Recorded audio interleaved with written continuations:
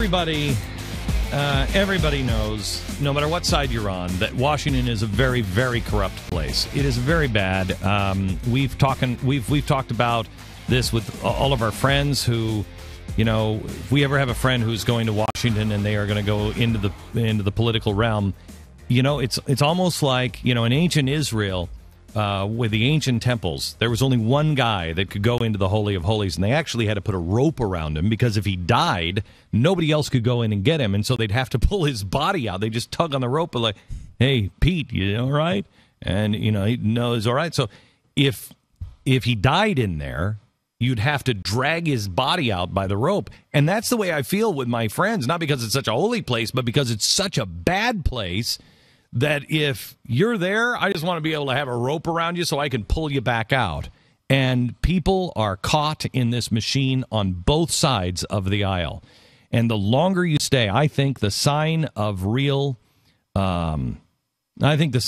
political cancer is when a friend will say to me, "Well, Glenn, but if I do this, then I can get on the committee, and then I can really," and then I know they're lost. They're lost. It's over. A guy who is a good friend of the show, and you took my copy of the book, Peter, but a guy who's a good friend of the show has written. He has gone in and he has tracked this and knows exactly what's going on. And the name of the book is Extortion: How Politicians Extract Your Money, Buy Votes, and Line Their Own Pockets, by Peter Schweizer. And it's great to have you on. Oh, it's great to be here with you, Glenn. Thanks. And thanks for traveling down to Texas to be on the program. Let me start with when we look at, and you've tracked this, when we look at where is the money? Where are the people with real money that believe in something and want to help it out? And then you start looking at these companies and everybody else, and they give millions and millions of dollars, and then we know that it goes against their stance, but they're afraid, aren't they? That's right. They're afraid. You know, what I ask people to do is look at a situation in let's say, the center of a city where you've got a shop owner that is giving money to the police. Now, the way that we look at Washington, D.C. through that prism, we would say, well, the shop owner is obviously bribing the policeman because he's giving him money. But if you look at actually the dynamics of what's taking place, the police are extorting the shop owner. In other words, the shop owner feels like he has to give the money to the police. Protection money. Protection money. That's exactly what I think the mistake is we make in D.C. is we think that, yes, there are special interests that are trying to, in a sense, bribe their way into favors in D.C. That does happen. But it's far more common that companies and industries feel like they have to give the money, Glenn, because if they don't, bad things are going to happen. Okay, so give me some examples. Well, I'll give you a couple of examples in the book, and these are based on interviews with ex-corporate executives, not current ones. They won't talk about this. President of Shell Oil told me about how he sat before a congressional committee in 2009. Maxine Waters, people from both political parties were lambasting Shell Oil and other companies because gasoline prices were high. Set aside for a second whether you think that that's true or not. The fact is, after they grilled him publicly and Maxine Waters threatened to nationalize Shell Oil, after that meeting, what happened? Those same congressmen came up and said, you know, if you were to hold a fundraiser for me or to make a donation, I might understand your issues better. Oh, my gosh. And this is the sort of thing, I've had the same reports from people that are on Wall Street, and I'm no defender of everything that Wall Street does. Believe me, I've written a lot of critical things, but they will tell you they go and get lambasted, and then after the meeting, back in the cloakroom or in the committee meeting, they will literally have the members of Congress or Senate will pull out their BlackBerries or their iPhones and say, okay, so when are you going to do a fundraiser for me? And nobody has to say, do this or else. Just like the extortionist doesn't have to say, do this or else. Everybody knows how the game is played. And that's why you see a lot of these companies, Glenn, they give to candidates on both sides. I know. Equally. I know. The backers of Romney we saw hit, and you talk about it in the book. Yeah, I mean, this is the other side of it, and I think is something, again, that's gone wildly unreported by the media, and that is how this Department of Justice, under this president and under Eric Holder, has, in a sense, been turned very directly into a organization of extortion. It starts in 2009. Eric Holder and 4 other top leaders at the Department of Justice, they're the ones that are going to enforce our laws, Glenn. They are campaign bundlers. They raised huge amounts of money for President Obama in 2008. That's unprecedented. Never has a Department of Justice been headed by people who were big-time campaign fundraisers.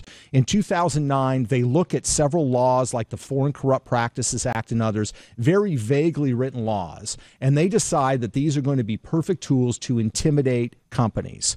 So for a law that on average had 2 to 3 prosecutions a year for 30 years under Democrats and Republicans, under Obama in 2009, 150 investigations. And who's it's against? It's against Koch Industries. It's against News Corp, which owns Fox News. It's against Walmart. It's against independent oil and gas producers who were sort of the backbone of those who were financing in 2010 the Tea Party move to take over Congress. It's very selective, and it's very focused on the political opponents of this president. And so when President Obama made that famous statement in 2010, we're going to help our friends and punish our enemies. He means it. He means it, and he meant it, and it was the Department of Justice that was doing it. Okay, so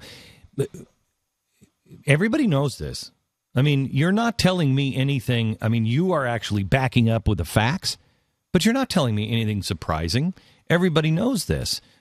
We had hints of it in past administrations. Here and there you would have it, but it would come to light and it would go away in that form and pop its head up someplace else. Right. This is institutionalized. Right. They're using the law. They're using information.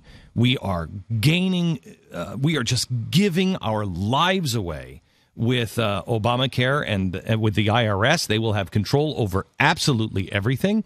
We are giving our lives away to the NSA. I mean, why does nobody care? I think people care. I think certainly your audience cares. They're very much engaged. I think there are a lot of other Americans who, it's not that they don't care. I think it's that they're so angry and they feel like nothing that they can do can make a difference. So is that true? I think it is true to some extent, but there are things I think that we can do. Give it to me. A couple of examples. Number one, general elections, most members of the Senate and Congress are in relatively safe seats, except for primaries. So primary elections, get involved, get engaged, support This candidates. is why the GOP is so deadly right now on the primaries. That's why they are going after and they are targeting anyone, right? That's exactly right, because they know if they can get out of the primary, the vast majority of their seats are safe. So you need to have people that engage, that are willing to run, but go and actually vote in a primary. That's the first thing that I would say. The second thing is we can push certain reforms. See, we've gone through the whole reform process of money in politics completely wrong. The approach has been the assumption has been that, politicians are like Jimmy Stewart in Mr. Smith Goes to Washington. These aw shucks good guys, and it's just these outsiders that are going to corrupt them. So we need to protect the politician. The problem is not protecting the politician. The problem is the politician. The politician is a predator. They engage in extortion. So we need to have laws and reforms that focus on restricting the behavior of politicians, not the average American. So what I propose we do, Glenn, is and it won't solve everything, but we do in Washington what is done in Texas, what's done in Florida, what's done in Washington State. All of those states have a very simple law as it relates to their state legislators. When the legislature is in session, legislators cannot solicit or receive campaign contributions, period. End of discussion. If we did that in Washington, D.C., Glenn, 2 things would happen. Number one, these guys would get incredibly efficient. I mean, don't you think? Mm-hmm. They'd want to go raise money. So instead of spending all this time messing around, wasting time, posturing, introducing all these nonsense bills, they would actually try to get the work done, hopefully, for the American people. The second thing is it would get rid of at least part of this extortion ability, which is there's a bill that's before a committee, and literally the night before, they will call up the industries and say, come on, show us some love, give us the money, or else. It would at least eliminate that ability. It's not going to solve everything, but that's a very quick fix. And so I think what works well in Texas, do it in Washington. That's really good. Peter, can you talk for a second about the way these candidates are using these PACs to not only fund their campaigns, but fund little personal things that This they're is doing. grotesque. Pizza parties. Explain what is it? Leadership PACs. Yeah, no, that's a great point, because I think another assumption that we make is that money is in politics to win election and win re-election. And that's certainly part of it. But they have these vehicles now called leadership PACs. And the way to think about it is think about politicians having several pockets into which they can receive money. They have the, Friends of Peter Schweizer, which is sort of the regular campaign committee I'm running for Congress. They can also have a leadership PAC. They can also have a joint fundraising committee. A guy like Harry Reid actually has 5 different pockets where he can go to a donor and say, not only are you going to give to my campaign committee, you're going to give to these joint fundraising committees and a leadership PAC. What's so great about a leadership PAC from the standpoint of a politician is that unlike the Friends of Peter Schweizer regular campaign committee, a leadership PAC has literally no restrictions from the Federal Election Commission on how you spend that money. So if I raise money, and most of the money of the leadership PACs comes from lobbyists, corporate or labor union PACs, when you take in that money, you can use that money. You want to take the family out to a nice dinner? Have the leadership PAC pay for it. You want to go golfing at the best golfing resorts? Buy a house?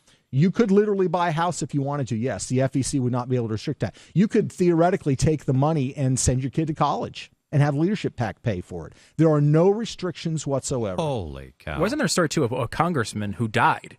And then what happened after that? Yeah, there was a congressman from Ohio who died. There was money left in the leadership PAC. And if you look at FEC records, you realize that the leadership PAC was still spending money.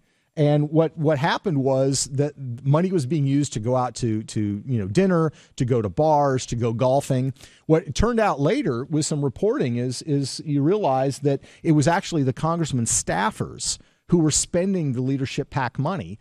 They claimed they needed it. It was part of the grieving process. That was their explanation. Okay. So, it was part of the grieving process. So help me out, because I have been saying recently, and I don't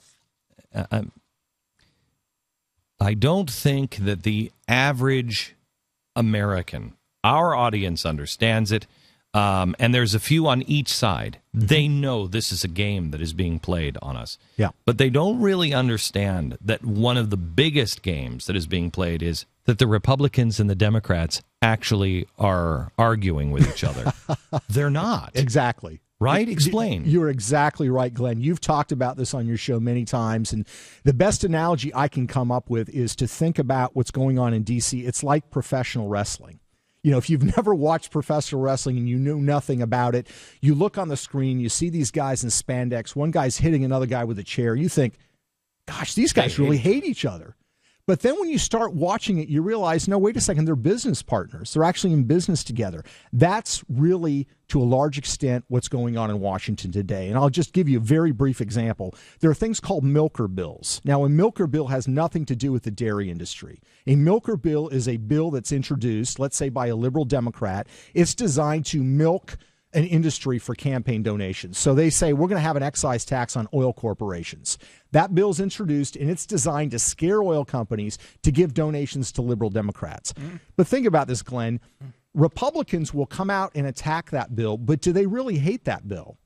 They actually like that bill because it scares oil companies into giving more money to them as well. It is the same thing. It is the reason why the GOP says they're against. They'll vote 41 times to stop Obama. No. To say that they're against Obamacare. But when it comes down to it, they don't stop it. Yeah. And they say, well, it's good for the next election. Yes. That's right. It's good for the next election because it agitates the base. And here's the other thing to think about. All the talk about reform to Obamacare from Republicans in D.C., it's all based on we're going to have our plan based out of Washington, D.C., that's different from the president's plan based out of D.C. They want power concentrated in D.C. because that's how they can raise money. That's how they get lobbying contracts for family members and friends. The name of the book is Extortion. And boy, it doesn't describe Washington. There's no word that it describes Washington, what's happening in Washington, better than that. Extortion. You can pick up the book now. It's available everywhere. And actually, Peter, I think you're the first person that has come on the show that I think has some not only can say the problem, but has some actual answers for the problem as well. And well, thank you, Glenn. That means a lot coming from you. I appreciate it. Thank you so much.